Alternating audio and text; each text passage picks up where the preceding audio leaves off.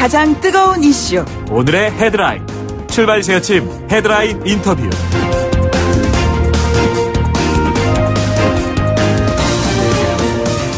최근 대중의 사랑을 받는 스타들이 뉴스의 문화면이 아닌 사회면을 장식하는 일이 잦아졌습니다. 그래서 미움을 받고 있어요. 어제도 많은 소식들이 전해졌습니다. 김대호 연예 전문기자와 함께 하나씩 짚어보도록 하죠. 어서 오십시오. 네, 안녕하세요. 배우 강주한 씨가 어제 아주 실검 1순위에 오르더라고요. 네, 이 전화 한 통으로 해서 이제 시작이 된 건데요. 네네. 경찰에 이 제3자가 대리해서 신고를 하게 됩니다. 그 내용은 이제 그 자신의 친구가 이 경기도 광주 오포에 있는 이 강주한 씨 집에서 여성 2명이 이 갇혀 있다. 네네. 해서 이제 그 경찰이 긴급 출동을 한 상황이었고요. 그래서 이제 스태프들 같은 경우에는 성추행과 성폭행을 당했다는 이 진술을 하게 돼요. 예. 그러면서 이제 곧바로 이제 그 강주한은 긴급 체포가 된 상황입니다. 그래서 네네. 1차 조사와 2차 조사를 받았는데 1차 조사에서는 일단 술에 취해서 기억이 나지 않는다라는 이야기를 했던 상황입니다. 현재는 이제 그 유치장에 입감된 상황입니다. 예. 술에 취해서 기억이 나지 않는다. 뭐 기억이 나지 않는다고 해서 잘못된 부분을 용서받을 수는 뭐 없을 것 같고요. 그렇죠. 네. 결국에는 오늘 이제 구속영장 신청 여부가 결정될 거 아니겠어요? 네, 구속영장 신청 여부를 이제 오늘 이제 결정할 상황인데 그 범죄 행위가 좀 중한 편이에요. 그래서 네네. 이 중간간 혐의를 현재 받고 있는 상황이기 때문에 조금은 이제 이 구속영장 관련해서 그 피해자들의 그 피해 사실에 대한 소명이 충분히 지금 이루어지고 있고 그다음에 이제 그런 내용도 증언한 것으로 보여지기 때문에 발부 가능성이 좀 높지 않을까 하는 그 여론들이 많습니다. 이게 지금 두 여성의 그 얘기를 이제 종합해 보면은 성폭행, 성추행 이게 네. 지금 다 교차하고 있는데 네, 실제로 성폭행 피해 여부는 확인을 해야 되는 것이잖아요. 네, 당연하죠. 그래서 이제 그 현재 관련한 검사를 현재 받고 있다 그럽니다. 그럼 언제쯤 결과가 나오나요? 일주일 정도 걸린다고 하는데요. 네네. 일주일 좀 이제 넓게 시간을 본 것 같고 거의 뭐 간이 시약 형태로서는 충분히 그 결과에 대해서는 나오지 네네. 않았을까 하는 생각이 듭니다. 이번이 처음이 아니라는 얘기가 있어요. 네, 이 성추문 해프닝으로서 이제 그때 당시에는 끝난 상황이었는데 2014년도에 이제 그 한 필리핀 여성이 자신의 SNS에 사진을 한 장 올렸는데 여기서 네네. 이제 이 강지현 씨와 함께 자고 있는 모습을 올린 것입니다. 그래가지고 예. 뭐 결국은 뭐 SNS가 우리나라까지 이제 전파가 됐고 그러면서 굉장히 뭐 이 필리핀 여성과 이 강주한이 함께 잠을 잔 건 아니냐 이런 의혹이 불거지자마자 이제 이 필리핀 여성이 현지 가이드였고 장난으로 이제 연출을 했던 사진이었다. 이렇게 이제 해명을 하면서 마무리가 되었었던 사안이 있었죠. 강주한 씨는 지금 출연 중인 작품도 있잖아요. 네, 그렇습니다. 현재 한 20부작인데 10부작 정도를 현재 촬영했기 때문에 나머지 부분에 대해서는 굉장히 어려운 상황인 것 같고 현재는 이제 해당 방송사에서 VOD도 다 내려진 상황이고 예. 그다음에 또 휴방까지 현재 결정이 되어져서 여러모로 굉장히 뭐 강주한 씨뿐만 아니라 함께 출연했던 사람들 그리고 이제 스태프들 굉장히 곤혹스러운 입장에 현재 빠져 있는 지금 상황입니다. 스태프 말씀하셨는데 함께 일하는 여성 스태프들의 근무 환경이라는 것이 이번 계기로 좀 조명되고 있는 것 같아요. 네, 이 사실 이제 드라마 촬영이라는 게 굉장히 힘겨운 작업이고 밤샘 촬영이고 네네. 그다음에 장기간 이제 있어야만 되는 상황이기 때문에 이번 이제 스태프 같은 경우에도 헤어 디자이너와 그다음에 또 메이크업 아티스트인데요.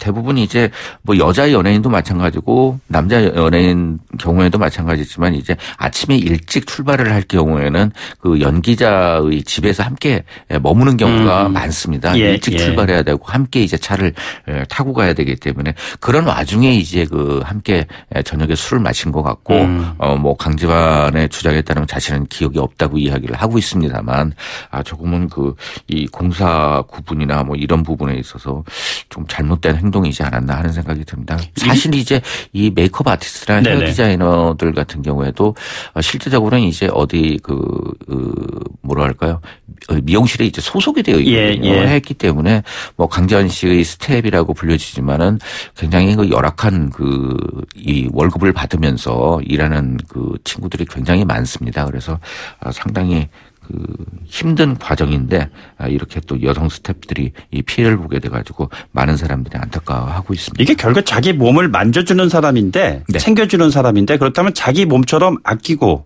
정말 소중하게 생각하면서 대해야 되는 거잖아요. 네, 근데 이제 사실 굉장히 연예인들이 자신의 스텝 주로 이제 메이크업 아티스트나 아니면 또 헤어 디자이너에 대해서 좀 하대를 하는 경우가 많아요. 그래서 이제 뭐 반말을 한다거나 아니면 또 이제 성이 다른 이제 여성임에도 불구하고 뭐 연예인이기 때문에 어디서든지 탈이나 이제 복장을 갈아입어야 된다는 게 있는데 아무 스스럼 없이 이제 여성 스텝이 보는 가운데서 이제 탈의를 하는 경우도 종종 눈에 띄기도 하거든요. 그러면서 좀 당혹스럽다 이런 얘기를 하고 있습니다만 실질적으로 뭐 자신의 이제 처지가 있기 때문에 이에 대해서 문제 삼을 수가 없는 상황인 거죠.